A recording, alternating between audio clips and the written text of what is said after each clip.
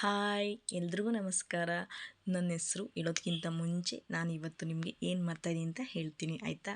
ನಾನಿವತ್ತು ನಿಮಗೆ ಗೀ ರೈಸ್ ಮಾಡೋದನ್ನ ಹೇಗೆ ಅಂತ ಹೇಳ್ಕೊಡ್ತೀನಿ. ನಾನು ಇವತ್ತಾನೆ ಯೂಟ್ಯೂಬಗೆ ಫಸ್ಟ್ ಒಂದು ವಿಡಿಯೋ ಹಾಕೋಣ ಅಂತ ರೆಡಿ ಮಾಡಿದ್ದೀನಿ. ಪ್ಲೀಸ್ ಸಬ್ಸ್ಕ್ರೈಬ್ಗಾಗಿ ಸಪೋರ್ಟ್ ಮಾಡಿ, ಓಕೆನಾ. ನೋಡಿ, ಗ್ಯಾಸ್ ಹಚ್ಚಾಯಿತು. ಗ್ಯಾಸ್ ಹಚ್ಚಿದ್ರೆ ಹೆಣ್ಮಕ್ಳಿಗೆ ರೆಡಿ ಕಿಚನ್, ಓಕೆ.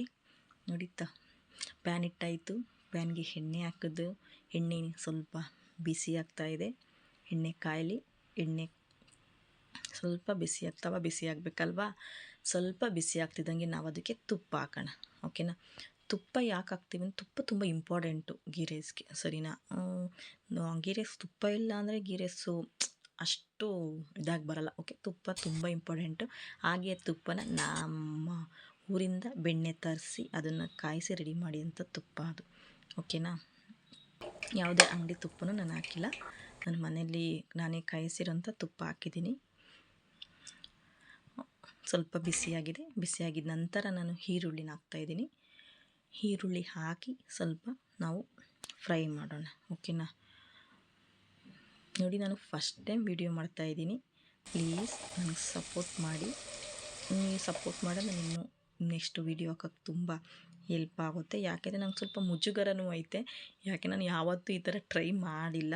ನಾನು ಫಸ್ಟ್ ಟೈಮ್ ಟ್ರೈ ಮಾಡೋಣ ಅಂತ ಮಾಡ್ತಾಯಿದ್ದೀನಿ, ಓಕೆನಾ. ನೋಡಿ, ಸ್ವಲ್ಪ ಫ್ರೈ ಆಗಲಿ. ನೋಡಿ, ಸ್ವಲ್ಪ ಫ್ರೈ ಆಗ್ತಾಯಿದೆ. ನಾನು ಫ್ರೈ ಆದಮೇಲೆ ನಾವು ಅದಕ್ಕೆ ಶುಂಠಿ ಬೆಳ್ಳುಳ್ಳಿ ಪೇಸ್ಟ್ನ ಹಾಕೋಣ, ಓಕೆನಾ. ಶುಂಠಿ ಬೆಳ್ಳುಳ್ಳಿ ಪೇಸ್ಟ್ ಹಾಕಿದ್ರೇ ಆ ಫ್ಲೇವರೇ ಚೇಂಜ್ ಅಲ್ವಾ. ಶುಂಠಿ ಬೆಳ್ಳುಳ್ಳಿ ಪೇಸ್ಟ್ ಹಾಕಿ ನಾನು ಅದಕ್ಕೆ ಸ್ವಲ್ಪ ಹಾಗೆ ತಿರ್ಗಿಸ್ತಾ ಇದ್ದೀನಿ.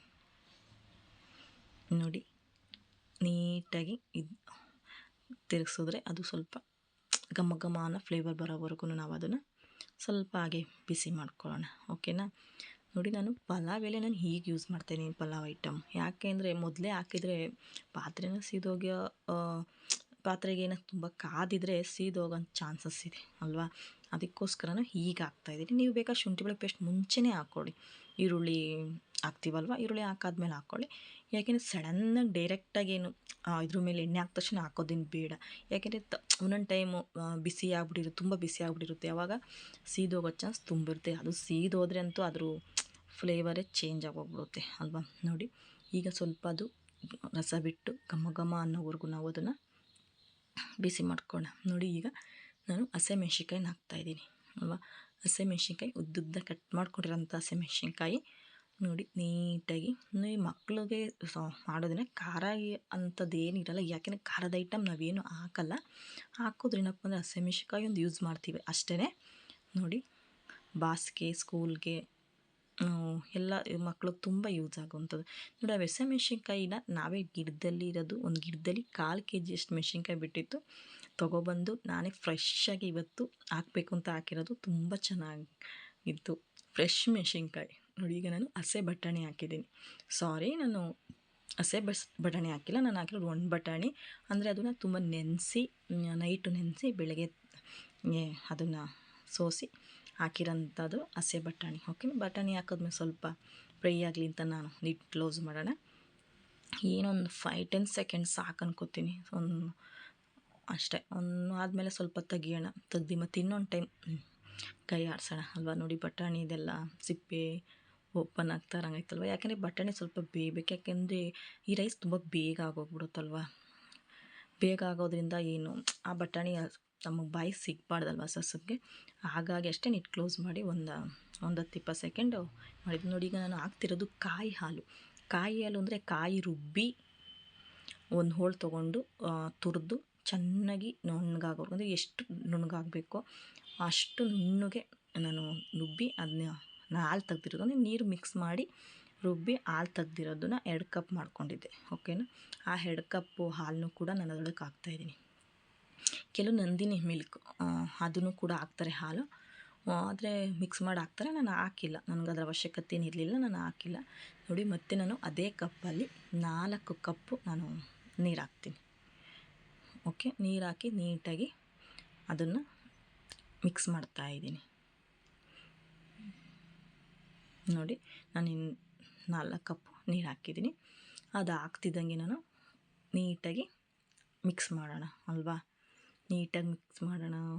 ನೋಡಿ ಅದು ತುಂಬ ನೀರು ಥರ ಕಾಣಬಾರ್ದು ನಮಗೆ ಅಲ್ವಾ. ಸ್ವಲ್ಪ ವೈಟ್ಗೆ ಹಾಲಂಗೀಲಿ, ಯಾಕೆಂದ್ರೆ ತುಂಬ ತೆಳ್ಳವಾಗೋಗ್ಬಿಡುತ್ತಿಲ್ಲ ಅಂದರೆ ಅಲ್ವಾ. ಸ್ವಲ್ಪ ಬಿಸಿ ಆಗಲಿ, ಜಾಸ್ತಿ ಬಿಸಿ ಆಗೋಂಥ ಅವಶ್ಯಕತೆ ಏನಿಲ್ಲ, ಸ್ವಲ್ಪ ಬಿಸಿಯಾದ್ರೆ ಸಾಕು. ನಾನು ಅದಕ್ಕೆ ಈಗ ಅಕ್ಕಿ ಆ್ಯಡ್ ಮಾಡೋಣ. ಓಕೆ, ಅದು ಮಾಮೂಲಿ ಸೋನಾ ಮಸೂರಿ ಅಕ್ಕಿನ ಅದೇ ಕಪ್ಪಲ್ಲಿ ಕಾಯಲ್ಲಿ ಇಟ್ಕೊಂಡಿದ್ನಲ್ಲ, ಅದೇ ಕಪ್ಪಲ್ಲಿ ನಾನು 2 ಕಪ್ ಸೋನಾ ಮಸೂರಿ ಅಕ್ಕಿ ಹಾಕ್ತಾಯಿದ್ದೀನಿ. ನೀಟಾಗಿ ಅಕ್ಕಿ ಹಾಕಿ ನೀಟಾಗಿ ಸ್ವಲ್ಪ ತಿರ್ಸೋಣ, ಇಲ್ಲ ಅಂದರೆ ಕೆಳಗಡೆ ಗಂಟು ಹಾಕುತ್ತೆ, ಇಲ್ಲ ಸೀದೋ ಇರ್ತಲ್ಲ ಅಲ್ಲೇ ಕಚ್ಕೊಬಿಡುತ್ತೆ ಅಲ್ವಾ. ನಾವು ಅದಕ್ಕೆ ಏನು ಮಾಡಬೇಕು, ನೀಟಾಗಿ ಓಕೆ ಅದನ್ನು ನೀಟಾಗಿ ಮಿಕ್ಸ್ ಮಾಡೋಣ. ನೋಡಿ ನೀಟಾಗಿ ಹೀಗೆ ನೀಟಾಗಿ ಮಿಕ್ಸ್ ಮಾಡ್ಬೋದು ಅಲ್ವಾ.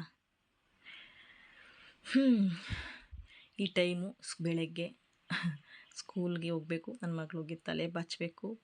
ನೋಡಿ ನಾನೀಗ ಸಾಲ್ಟ್ ಹಾಕ್ತಾಯಿದ್ದೀನಿ, ಉಪ್ಪು ಹಾಕ್ತಾ ರುಚಿಗೆ ತಕ್ಕಷ್ಟು ಉಪ್ಪು ಹಾಕ್ತಾಯಿದ್ದೀನಿ. ಅಂದರೆ ನಾನು ಕೈ ಅಳತೆಯಲ್ಲೇ ಉಪ್ಪು ಹಾಕೋದು, ಏನ್ಯಾರು ನಾನು ಕೈ ಅಳತೆಯಲ್ಲೇ ಹಾಕ್ತೀನಿ. ಆದರೆ ನಿಮಗೆ ಈ ಅಳತೆ ನೀರು ತೋರಿಸ್ತಾರದೆಲ್ಲ ನಿಮ್ಗೆ ಗೊತ್ತಾಗಲಿ ಅನ್ನೋದಕ್ಕೋಸ್ಕರ ಅಷ್ಟೇ ನಾನು ಯಾವತ್ತೂ ಅಂದಾಜು ಮಾಡೇ ಹಾಕೋದು. ನನ್ನ ಕಣ್ಣು ಅಳತೆಯಲ್ಲೇ ನಾನು ಅಡುಗೆ ಮಾಡೋದು, ಯಾವತ್ತೂ ಹಾಳಾಗಿಲ್ಲ. ನೋಡಿ ಸ್ವಲ್ಪ ಸ್ವಲ್ಪ ಬಿಸಿ ಆಗಲಿ. ಸೊ ಸಡನ್ನಾಗಿ ನೀವು ಕ್ಲೋಸ್ ಮಾಡೋದ್ರಿಂದ ಕೆಳಗಡೆ ಹೇಳಿದ್ನಲ್ಲ ಹಾಗೆ ಸೀದೋಗೋ ಚಾನ್ಸಸ್ ಇದೆ ಅಲ್ವಾ.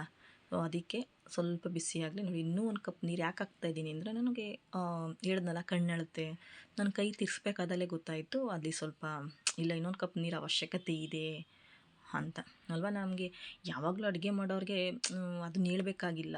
ಸಾಮಾನ್ಯ ಹೇಳಬೇಕು ಅಂದರೆ ಯಾರೂ ಅಳತೆಲಿ ಆಲ್ಮೋಸ್ಟ್ ಮಾಡಲ್ಲ. ಅಡುಗೆ ಹೊಸ್ದಾಗಿ ಕಲಿತಿದ್ದವ್ರು ಅಳತೆಲಿ ಮಾಡ್ಬೋದು, ಬಟ್ ಕಲ್ತಿರೋರು ಅಳತೆಲಿ ಮಾಡೋಕ್ಕೆ ಚಾನ್ಸೇ ಇಲ್ಲ. ಅವ್ರು ಯಾವತ್ತೂ ಕಣ್ಣು ಅಳತೆಲೇ ಅಡುಗೆ ಮಾಡೋಕ್ಕಾಗೋದು. ನೋಡಿ ಈಗ ನೀಟ್ ಕ್ಲೋಸ್ ಮಾಡಿತ್ತು. ಇದು ಸ್ವಲ್ಪ ಬೇಷ್ಟೊತ್ತಿಗೆ ನಾನು ನನ್ನ ಮಗಳಿಗೆ ತಲೆ ಬಾಚಿ ಬರ್ತೀನಿ, ಅಷ್ಟೊತ್ತಿಗೆ ಅದು ಸ್ವಲ್ಪ ಅರ್ಧ ರೆಡಿಯಾಗಿರುತ್ತೆ ಅಲ್ವಾ. ನೋಡಿ ಆಯಿತು. ನೋಡಿ ಚೆನ್ನಾಗಿ ಕುದೀತಾ ಇದೆ. ನಾನು ಉರಿ ಜಾಸ್ತಿ ಕೊಟ್ಟಿದ್ದೆ, ಸೊ ಕಮ್ಮಿ ಕೊಡೋದು ಬೇಡ ಅಂತ. ಯಾಕೆ ಅಂದರೆ ಸ್ವಲ್ಪ ಬೇಗನೂ ಆಗಬೇಕಲ್ವಾ, ಸ್ಕೂಲ್ ಟೈಮ್ ಆಗೋಗ್ಬಿಡುತ್ತೆ. ನೋಡಿ ಸ್ವಲ್ಪ ಕುದೀತಾ ಇದೆ. ಸ್ವಲ್ಪ ಕೈ ಆಡಿಸಿ ಮತ್ತೆ ನಾನು ಅದನ್ನು ಹಿಟ್ಟು ಕ್ಲೋಸ್ ಮಾಡ್ತೀನಿ. ಇನ್ನೊಂದು 5 ನಿಮಿಷ ನಿಡ್ಡಲ್ಲೇ ಬೇಯಲಿ. ಅಷ್ಟಕ್ಕೆ ನಾನು ಇನ್ನೊಬ್ಬ ಮಗಳಿಗೆ ಹೋಗಿ ತಲೆ ಬಚ್ಚಿ ಬಂದುಬಿಡ್ತೀನಿ.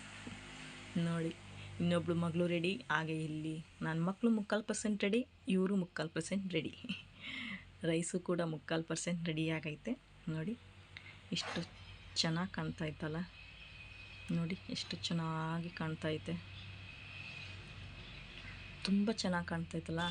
ನೋಡೋಕ್ಕಷ್ಟೇ ಇಲ್ಲ, ತಿನ್ನೋಕ್ಕೂ ಅಷ್ಟೇ ಸ್ವೀಟಾಗಿರುತ್ತೆ. ತಿಂದರೆ ಹಬ್ಬ ಇನ್ನೊಂದು ಟೈಮ್ ನೆಕ್ಸ್ಟ್ ಟೈಮ್ ಮತ್ತೆ ಮಾಡಬೇಕು, ಮತ್ತೆ ತಿನ್ನಬೇಕು ಅನಿಸುತ್ತೆ.